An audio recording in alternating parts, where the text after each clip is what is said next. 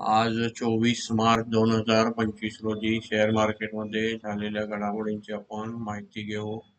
आज आपण पाहत आहे बऱ्यापैकी रेजिस्टन्स निफ्टी आपल्याला ब्रेक करताना दिसत आहे. साधारण निफ्टी मध्ये आपल्याला नवीन नवीन रेजिस्टन्स म्हणून आज पुन्हा ग्रँड रॅली जसं म्हणलं आपण FI चे रिटर्न ग्रँड एंट्री झालेली आहे. त्यानुसार पॉझिटिव्ह न्यूज पण यायला लागल्यात. बऱ्याच चॅनलवरनं मग टिप्स वगैरे सगळे यायला लागलेत. तिथं आता आपण थोडंसं कॉशियस राहायला पाहिजे, कारण नुकतेच झालेल्या मंदीत आपण सगळे अनुभव घेतलेले आहेत. त्यामुळं ओव्हरऑल मार्केटमध्ये फोमोमध्ये न जाता चांगले स्टॉक कोणते आहेत जे आता कव्हर झालेत त्याच्यातच आपल्याला काम करावं लागणार आहे. स्वस्त आहे म्हणून कोणतेही स्टॉक घेत बसला तर ते वाढत नाही. तितकं मार्केट वाढून सुद्धा स्वस्त आहे, त्याचं कारण त्याचं फंडामेंटल वीक असतंय. हे थोडंसं बेसिक लॉजिक डोक्यात ठेवून आपण काम करूया. तर आज आपण पाहिलं असता सेन्सेक्समध्ये 77,984.38 अंकाने बंद होऊन त्याच्यात 1,078 अंकाची वाढ झालेली दिसत आहे. निफ्टीमध्ये पाहिलं असता आपण 23,658.35 अंकाने बंद होऊन त्याच्यात 307 अंकाची वाढ झालेली दिसत आहे. आज निफ्टी मे फ्युचर आपण पाहिला असता 24,000 जाऊन आलेला आहे. त्याच्यानंतर 24,000 पूर्ण त्यानं टप्पा जाऊन पण तिथे सेटल झालेला नाही आहे. साधारण हा 23,700च्या वर कॅशमध्ये जाऊन आलेला आहे. त्याच्यानंतर आपण बँक निफ्टी पाहिली असता 51,704.95 अंकाने बंद होऊन त्याच्यात 1,111 अंकाची वाढ झालेली दिसते. त्याच्यानंतर आपण पाहिलं असता आज इंडिया विक्स थोडासा वाढलेला दिसत आहे. या आठवड्यात मंथली एक्सपायरी आहे गुरुवारी. त्याच्यानंतर बऱ्याच गोष्टी आहेत. नवीन महिन्यात एप्रिलला नवीन एक्सपायरी नवीन नियम चालू होणार आहेत. त्याच्यानंतर त्यामुळे आत्ताच्या इन द मनीच्या कॉल किंवा पुढच्या ऑप्शन्समध्ये आपल्याला डिलिव्हरी मिळणार आहे चालू महिन्याची. त्याच्यानंतर आपण डॉलर इंडेक्स पाहिला आज थोडाफार स्टेबल आहे, वाढताना दिसत नाही फारसा. परत US डॉलर पाहिला असता आज त्याची किंमत चांगली कमी झालेली दिसत आपल्याला 0.43 अंकाने आणि 85.53 अंक त्याची रुपये किंमत चालू आहे. आपला रुपया सुधारलेला आहे. त्याच्यानंतर क्रूडमध्ये आपल्याला थोडीशी वाढ होताना दिसत आहे. 67-68 मधून 69 कडे चाललेला दिसत आहे. गोल्ड पाहिलं असता आपण 87,963 गोल्ड दिसत आहे. त्याच्यानंतर आपल्याला निफ्टी 20चे चांगले रिटर्न आलेले दिसत आहे. शक्यतो ETF फंड सगळ्या कंपन्यांचे असतात. कोणत्याही टीप सापडल्या नाही सापडल्या त्याच्यापेक्षा आपल्याला न्यूज माहीत असतात नसतात.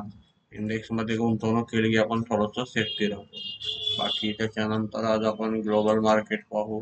ग्लोबल मार्केटमध्ये पाहिलं असतं आपण आज साधारण मार्केट न्यूजमध्ये पाहिलं असता आता हे ॲडवायझर किंवा यूट्यूबर हे जे असतात रिसर्च ॲनालिसिस यांच्यासाठी 1 वर्षाची फी ॲडव्हान्स घेऊ शकतात. असं काही थोडंसं शिथिल केलेलं दिसते नियम. आपण कुठले क्लास घेत नाही, काही शिकवत नाही आणि सगळं जे आहे ते आपण फ्रीमध्ये शेअर करत असतो. त्याच्यानंतर हॉटेल सेक्टरला चांगले साधारण येणारा वेळ चांगला असेल असं म्हणते. बेलमध्ये टार्गेट दिलेले आहे. प्रत्येक चॅनल वेगवेगळ्या न्यूज ब्रोकरचे जे ॲप असतात त्याच्यात वेगवेगळे असतात. आपण कोणतं तरी एक थोडंसं उदाहरणार्थ बघत असतो. हे सेलटेकचं रेटिंग गोल्ड से बढकर आउट परफॉर्म केलेलं आहे. साधारण रेटिंग करणाऱ्या कंपन्या आपण गेल्या ह्याच्यात पाहिलं होतं. अमेरिकेच्या कंपन्यांनी आपल्या सॉफ्टवेअर कंपन्यांचं रेटिंग केलं मॉर्गन स्टॅनलीने आणि चांगल्या चालू असलेल्या कंपन्या सगळ्या धडाधड घसरल्या. परत त्यांच्या रेटिंग कोणत्याही रेटिंगपेक्षा फंडामेंटल आणि स्टॉकचं मेन काय असतं प्रॉफिट, बिझनेस मॉडेल, त्यांचं ऑर्डर बुक हे फार महत्त्वाचं असतं. त्याच्यानंतर साधारण जेव्हा मार्केट खराब असते तेव्हा हे सगळे इतकं मार्केट स्वाईप झालं हे झालं. आज इथं आपण पाहिलं असता शेअर मार्केटने इस महीने बनाया 35 लाख करोड की संपत्ति. आणि हेच जेव्हा मार्केट घटत असते की इतकं लाख मार्केट स्वॅप झालं, त्याच्यातल्या किमती उतरल्या, मार्केटमध्ये इतके लाख करोड गेले, अशा ज्या बातम्या येत असतात, आपण त्यावेळेला लक्षात ठेवायला पाहिजे व्हॅल्यू बाईंग किंवा आपले शेअर घटले तरी जर चांगले असतील तर असं रिटर्न येत असते आणि हे परत मार्केटमध्ये आपलं NAV किंवा ज्या असलेल्या पोर्टफोलिओच्या किमती वाढतात, म्हणजेच त्याचं शेअर कॅपिटल आणि मार्केट सगळं वाढलेलं असतं. त्याच्यानंतर आपण थोडंसं आजचं ह्याच्यामध्ये ग्लोबल रिफ्रेश झाले का डाव जोन्स आज 500 अंकांनी वाढलेलं दिसत आहे, 525 अंकांनी वाढलेलं दिसत आहे. S&P पण आपल्याला 86 अंकांनी वाढलेलं दिसत आहे. नॅसडॅक मध्ये 375 अंकाची वाढ झालेली आहे. ब्रिटन मार्केट न्यूट्रल दिसत आहे. युरोपियन सगळे न्यूट्रल आहेत. डॅक्स थोडंसं आता सावरताना दिसत आहे. गिफ्ट निफ्टी आपल्याला 37 पॉईंट प्लस दिसत आहे. त्यानंतर आपल्याला निक्की जपानचा मायनस दिसत आहे. हँगसेंग मार्केट स्ट्रॉंग दिसत आहे. तैवान मायनस आहे. त्याच्यानंतर मेन मार्केटमध्ये ओव्हरऑल मिक्स आपल्याला ट्रेंड दिसतो, पण पॉझिटिव्ह ट्रेंड चालू आहे. क्रूडमध्ये ब्रेंट क्रूड 72.86 दिसत आहे. गोल्डमध्ये $3007.82 इंटरनॅशनल मार्केटचा रेट चालू. त्याच्यानंतर क्रूड आपलं 69.1 क्रूडमध्ये थोडीशी वाढ होताना दिसत आहे. ही आता कोणत्या कंपनीला किंवा कोणत्या सेक्टरला हानिकारक आहे हे आपापला मागचे व्हिडिओ बघून त्याच्यात तुम्ही जाऊन बघायला पाहिजे. क्रूडचा इम्पॅक्ट कोणत्या कंपन्यावर होतो, कोणत्या कंपन्या घटतात हे स्वतः मी दरवेळी सांगू शकतो, पण आपलं रिव्हिजन होणार नाही, आपल्या लक्षात राहणार. आपल्या मागच्या व्हिडिओमध्ये दिलेलं आहे की कोणत्या कमोडिटीचा कोणत्या स्टॉकवर परिणाम होत असतो. हे थोडंसं आपण अभ्यास म्हणून जाऊन बघितलं तर बरं होईल, आपलं पाठांतर होऊन जाईल. त्याच्यानंतर निफ्टी मध्ये आज सेक्टर इंडायसेस मध्ये 182 अंकांनी वाढ झालेली आहे. निफ्टी IT मध्ये पाहिलं असता आपल्याला 514 अंकांनी वाढ झालेली आहे. याच विषयाबद्दल आपण बोललो होतो. निफ्टी IT मध्ये मॉर्गन स्टॅनलीने ते ओव्हर रेटिंगचं इक्वल किंवा न्यूट्रल रेटिंग केलं होतं. त्यामुळे विनाकारण ह्या आपल्या कंपन्या सगळ्या IT फार मोठं मार्केट कॅप लॉस केलं त्यांनी. इन्फोसिस, TCS सारख्या मोठ्या कंपन्यांचं सुद्धा मार्केट खराब केलं त्यांनी मार्केट कॅप. पण आता त्याच कंपन्या रिकवर होताना दिसत आहेत. जसं आपण टॅरिफवर मेटल, फार्मा भेटले ते सगळे रिकव्हरी दिसत आहे. कोणत्याही न्यूजचे अर्थ किंवा त्याचे इम्पॅक्ट आणि त्याचे इंटेन्सिटी किती मोठा तो त्याला बसणारा झटका आहे ते आपण थोडंसं मोजायला शिकलं पाहिजे, म्हणजे आपली पॅनिक मुवमेंट होत नाही. त्याच्यानंतर आपण निफ्टी PSU बँकमध्ये पाहिलं असता व्हॅल्युएशन चांगले होते असं आपण तुर्तास बघितलं होतं PSU बँकचे. ते बऱ्यापैकी आता त्याच्यात 195 अंकाची वाढ झालेली आहे. निफ्टी फायनान्स सर्व्हिसेस मध्ये पाहिलं असता 489 अंकाची वाढ झालेली दिसत आहे. निफ्टी फार्मा मध्ये पाहिलं असता आपण त्याच्यात 145 अंकाची वाढ झालेली दिसत आहे. निफ्टी FMCG मध्ये पाहिलं असता आपण 246 अंकाची वाढ झालेली दिसत आहे. निफ्टी मेटल मध्ये पाहिलं असता आपण 59 अंकाची वाढ झालेली दिसत आहे. त्याच्यानंतर निफ्टी रिअल्टी मध्ये पाहिलं असता आपण 13 अंकाची वाढ झालेली दिसत आहे. निफ्टी मीडियामध्ये पाहिलं असता आपण न्यूट्रल दिसत आहे. मीडियामध्ये बरेच स्टॉक आहेत सध्या. त्या सेक्टरबद्दल आपण फार साधून बघितलेलं नाही. त्याचं जर माहिती डिटेल हवी असेल, कारण सध्या हे फार चांगलं चालणारं सेक्टर आहे आणि त्याला कधी मंदी वगैरे काय दिसत नाही आहे.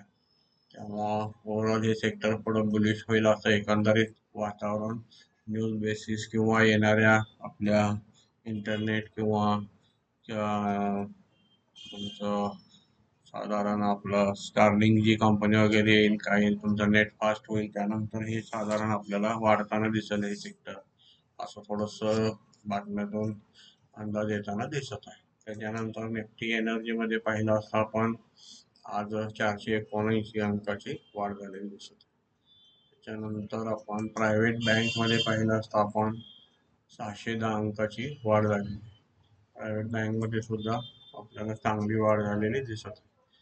त्यानंतर निफ्टी इन्फ्रामध्ये पाहिलं असता आपण 120 अंकाची वाढ झालेली दिसते. ओव्हरऑल आपण सगळे सेक्टर बघितलेले आहेत. आता त्याच्यानंतर आपण निफ्टी गेनर्स मध्ये पाहू आज. निफ्टी गेनर्स मध्ये आपल्याला Kotak Bank, NTPC, State Bank, Tech Mahindra, Power Grid, Axis Bank, Bajaj Finserv, बेल, HCL Tech, Eicher Motor, Reliance, L&T, HDFC Bank, Bajaj Finance, Wipro, SBI Life, Grasim, Maruti, Tata Motor आणि TCS इत्यादी शेअर आपल्याला वाढलेले दिसतात. लुझर मध्ये आपण पाहिलं असता इंडोसन बँक, टायटन, ट्रेंट दिसत आहे, Mahindra and Mahindra, Bharti Airtel, Britannia, Nestle India, Hero MotoCorp, Sun Pharma. साधारण व्हॅल्युएशन कंपन्यांचे कसे बघायचे, कसे काढायचे हे थोडंसं आपण प्राइस अर्निंग वरनं काढलं पाहिजे. त्याची किमती बघून आपण ठरवू शकत नाही. शेअरच्या किमतीवर 10 रुपये आहे म्हणजे स्वस्त आहे, 5,000चा महाग आहे असं कधीही नसतं. पी रेशोवर आपल्याला तो महाग स्वस्त कळत असतो. आपण क्वांटिटी कमी येते, जादा येते म्हणून चुकीचं शेअर घेत असतो. साधारण त्याच्यावर लक्ष ठेवलं पाहिजे. आज 23,700ला आपल्याला इथला रेजिस्टन्स वीक होताना दिसत आहे. ह्याच्यातलं ओपन इंटरेस्ट आज कमी झालेला आहे. साधारण 23,800 ठीक आहे. 23,850, 23,900चं वाढलेलं आहे. जसं आपण पाहतोय 24,000चं सुद्धा इथं थोडंसं वीक झालेलं दिसत आहे. त्याच्यातून ओपन इंटरेस्ट कमी झालेला आहे. चेंज इन आहे म्हणजे आपण ह्या रायटिंगची पोझिशन कॉलमधनं इथं कमी झालेली दिसत आहे. म्हणजे मार्केटला ग्रोथ कंटिन्यू दिसत आहे. आपण सपोर्ट मध्ये पाहिलं असता, आता रेजिस्टन्स पाहिला, सपोर्ट मध्ये पुट मध्ये पाहिलं असता आपण 23,500ला आपल्याला मोठा सपोर्ट दिसत आहे. त्याच्यात आज 83,000 नवीन रायटिंग दिसत आहे पुट मध्ये. 65,000 आपल्याला 23,600 मध्ये दिसत आहे. 23,700 मध्ये थोडंसं ऍड झालेलं आहे. साधारण या आठवड्यात एक्सपायरी आहे. कुठंपर्यंत आपल्याला पोझिशन बनतात, ओपन इंटरेस्ट कसं काम करते असे पण व्हिडिओ आपल्या चॅनलवर उपलब्ध आहेत. आपण सर्वांनी ते बघून थोडंसं माहिती घेतली तर फार बरं होतंय आणि स्वतः शिकलं तर त्याचा उपयोग होतो.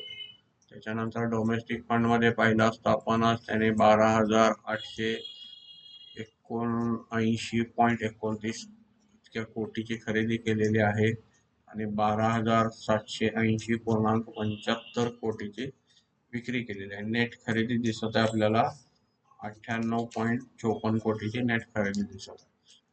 आता त्याच्यानंतर आपण पाहिलं असता 15,000 फंड ऍक्टिव्हिटी फॉरेन इन्स्टिट्यूटची आणि पाहिले असता आपण 15,777.73 कोटीची खरेदी दिसत आहे आणि विक्रीमध्ये 12,721.97 कोटीची विक्री दिसते.